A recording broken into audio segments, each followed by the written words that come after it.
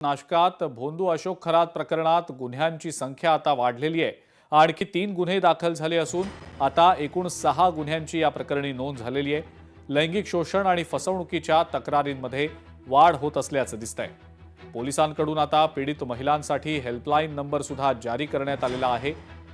9503270224 आणि 7775816389 असे हे हेल्पलाईन क्रमांक पोलिसांनी जारी केलेले आहेत।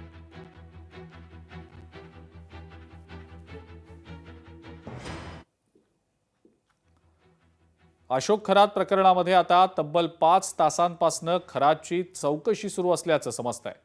एसआयटीच्या प्रमुख असलेल्या तेजस्वी सातपुते यांच्याकडनं खरातची सध्या चौकशी सुरू आहे।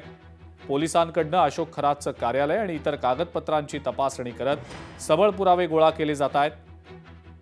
महिलांना या भोंदू अशोक खरातनं कशा पद्धतीनं जाळ्यात अडकवलेलं होतं याचा सखोल तपास सध्या केला जातोय। एसआयटीच्या प्रमुखांकडनं सध्या या भोंदू अशोक खरातची कसून चौकशी होतीये। गेले 5 तास ही चौकशी सुरू असल्याचं समजतंय। त्यातच आता पोलिसांनी पीडित महिलांसाठी हेल्पलाईन नंबर सुद्धा जारी केलेला आहे। या प्रकरणामध्ये 3 गुन्ह्यांची नोंद आधी झालेली होती, आणखी 3 गुन्ह्यांची नोंद झालेली आहे। त्यामुळे आता एकूण 6 गुन्ह्यांची नोंद या प्रकरणामध्ये झालेली आहे। या सगळ्या संदर्भातले अपडेट्स आपण जाणून घेऊया। आपले नाशिकचे प्रतिनिधी महेश महाले सध्या आपल्या सोबत आहेत। महेश, या भोंदू खरातची गेल्या 5 तासांपासून एसआयटी प्रमुख तेजस्वी सातपुतेंकडनं चौकशी सुरू असल्याचं समजतंय। सगळी मोडस ऑपरेंडी समजून घेतली जाते। वेगवेगळ्या या भोंदू अशोक खरातच्या ठिकाणांवर तपासण्या देखील केल्या जात आहेत पोलिसांकडनं। काय नेमकी या सगळ्याबद्दलची अपडेट आहे महेश? अगदी खरंय। आपण जर बघितलं असेल तर महिलांच्या लैंगिक अत्याचार प्रकरणी अशोक खरात याचे पाय आणखीन खोलात जाताना दिसत आहे। तब्बल 6 गुन्हे जे आहेत ते अशोक खरातवर आता दाखल करण्यात आलेले।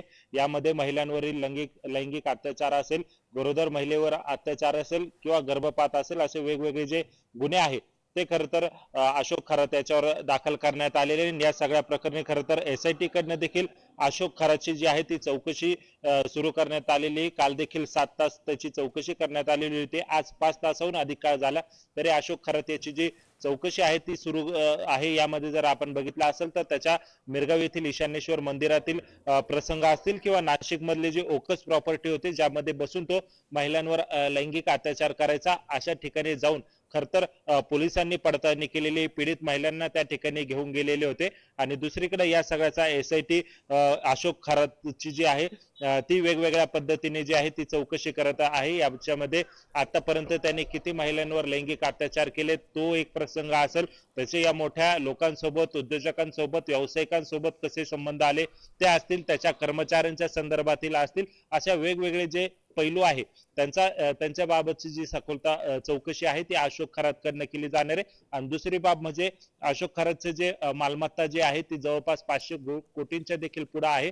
त्यामुळे त्याच्या आयकर विभागाकडनं देखील दुसरी एक चौकशी केली जाणार आहे आणि त्यांनी जे परदेशवारे केलेले आहे त्याची देखील चौकशी जी आहे ती केली जाणार आहे। एकूणच जर आपण बघितलं तर संपूर्ण राज्यामध्ये अशोक खरात याचं हे जे प्रकरण आहे ते वाढताना आपल्याला दिसतंय। त्याचं कारण म्हणजे त्यांनी ज्या प्रकारे महिलांवर लैंगिक अत्याचार केले ते खरं तर कायमाफ असणार आहे। त्यामुळे एकूणच खरं तर याच्यावर जे आहे ते कडक कारवाई करावी अशी देखील मागणी जी आहे ती सध्या नागरिकांकडनं करण्यात येत आहे। आणि राज्याचे मुख्यमंत्री देवेंद्र फडणवीस याच्यामध्ये स्वतः लक्ष घालताना आपल्याला बघायला मिळत आहे। रोज एसआयटी ज्या पद्धतीने त्याची चौकशी करताय याची सगळी इन्फॉर्मेशन जी आहे ती रोज गृह खात्याला म्हणजेच देवेंद्र फडणवीस यांना देण्यात येत आहे। त्यामुळे एकूणच अशोक खरात याचा पाय आणखीन खोलात जाणार आहे, याच्या मागचे जे कारण आहे ते देखील शोधले जाणार आहे। त्यामुळे आता सध्या तरी आता ज्या महिलांवर त्याने अत्याचार केलेले आतापर्यंत 6 गुन्हे दाखल करण्यात आलेले, तर दुसरीकडे एसआयटी चे जे चौकशी सुरू आहे त्यांच्याकडनं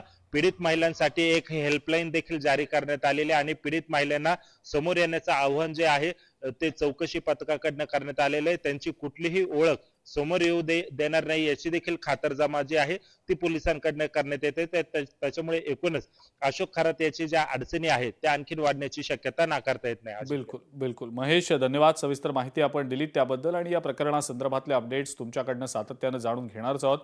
आता या सगळ्या प्रकरणाची व्याप्ती आणखी वाढताना दिसू शकते कदाचित येत्या काळात, कारण आता SIT कडून, पोलिसांकडून एक हेल्पलाईन नंबर जारी केला गेलेला आहे पीडित महिलांसाठी, तरुणींसाठी. ज्या पीडित महिला अजूनपर्यंत समोर आलेल्या नाहीत त्यांनी समोर यावं असं आवाहन देखील पोलिसांनी केलेलं आहे. त्यामुळं आत्ता केवळ 6 गुन्ह्यांची नोंद आहे. कदाचित गुन्ह्यांची नोंद येत्या काळात आणखी वाढू देखील शकते.